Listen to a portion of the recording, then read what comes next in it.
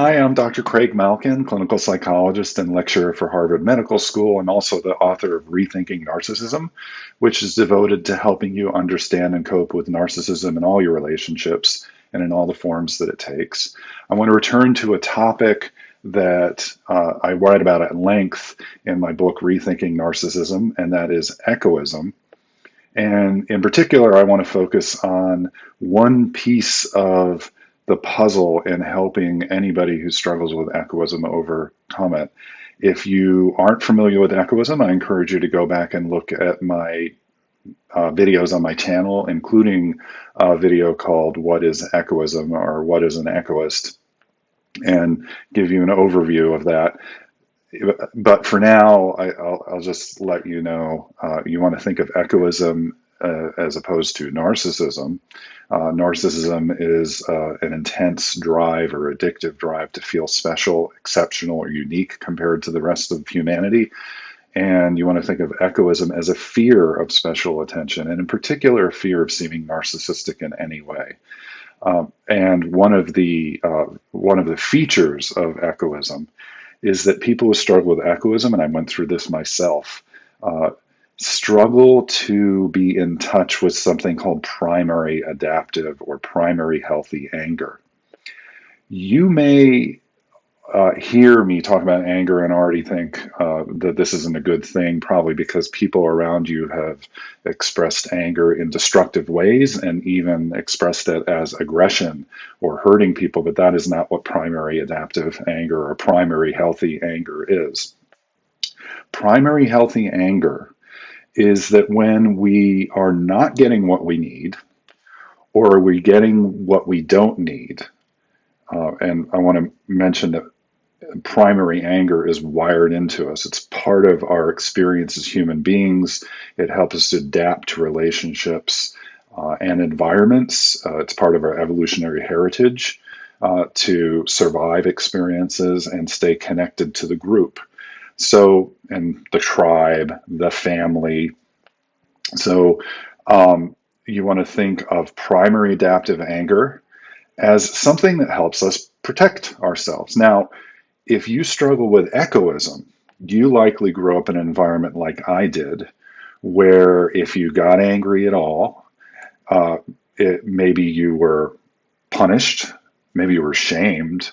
I remember when I used to get angry over things that felt hurtful to me, like when my mother said something critical or she wasn't very supportive and I got angry, my mother would frequently, this was like a refrain in the house, would frequently say, "Why are you so angry all the time?"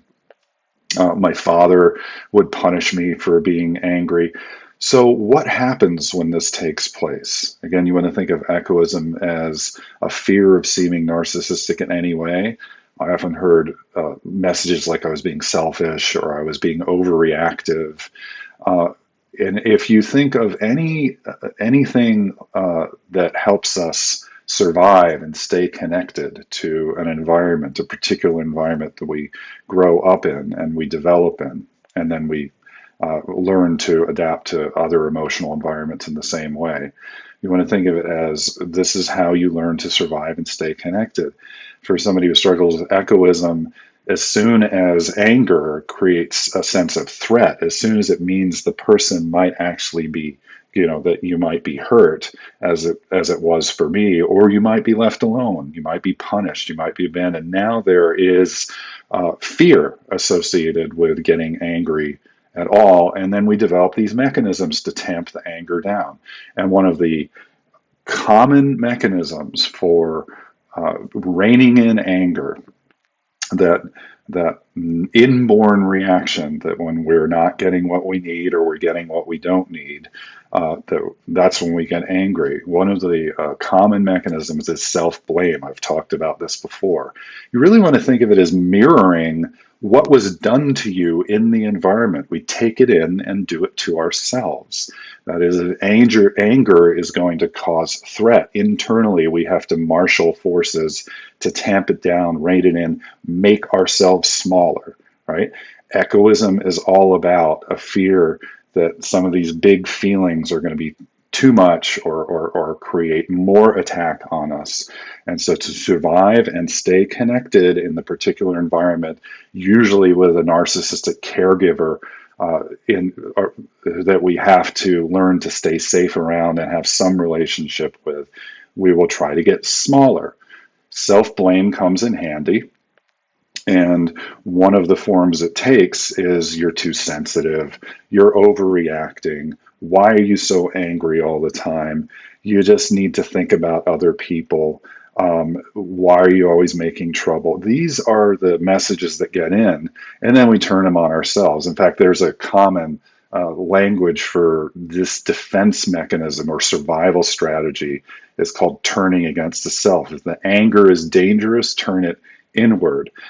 And what happens is we have to be smaller or feel smaller inside to survive. And why is this important?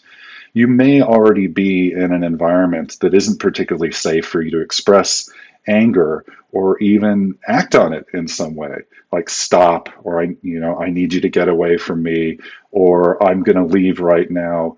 And I want to emphasize for you that in order to overcome echoism, it's not required that your environment, that the people around you be effective when you experience anger. I want you to think about the distinction between expressing it outwardly and feeling safe internally with angry feelings. And the reason that is so important is that when we are angry, it connects us to a sense of rightness, our own truth, our own awareness of what's going on in reality. And that's really important when it comes to gaslighting, when people try to convince you that what's happening isn't happening. We need those big feelings. And we don't have to sacrifice them internally simply because it's not safe to express them in a relationship that we've had to learn to cope with in the same way that we did growing up, that forged our echoistic tendencies in the first place.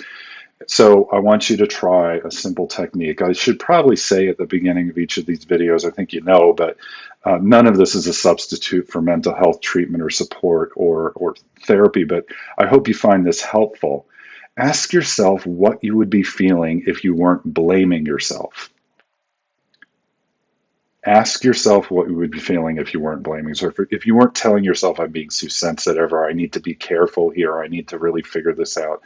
Internally, even if you're doing it by yourself, this is not a requirement that you go and do this with the person that you're trying to extract yourself from a bad relationship with. You just have to start to safely feel those very feelings of a need to be angry when we're not getting what we want or we're getting what we don't want, so that we know it. That is an important first step.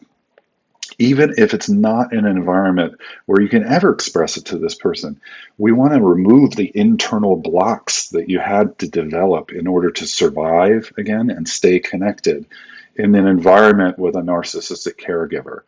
And if you can start to do that, just even ask, what would I be feeling? Again, even if it's by yourself, and really tap into the physical sensations, the bodily sensations, and I plan to talk about this more. That's very important to the change process. It has to be felt.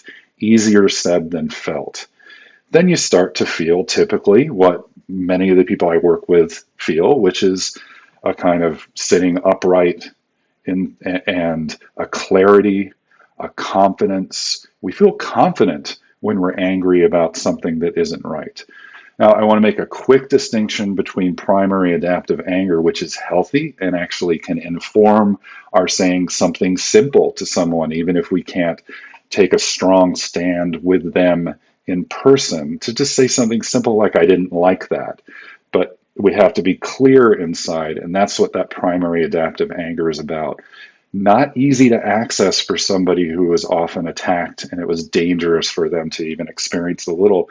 But if you start to allow yourself to feel it, that can be a first step to taking some actions, or at least knowing what you need for yourself. Is like the anger connects us to our own sense of personal agenda. And once you do that, you can start to have some of that bigness to inform your own clarity, your own confidence, instead of the smallness, the sort of reining in a feeling that you had to do in order to survive. So I hope that's helpful as a start. I want to talk more about this in future because it is crucial. It is crucial. And again, I want to reiterate so you can really hold on to it.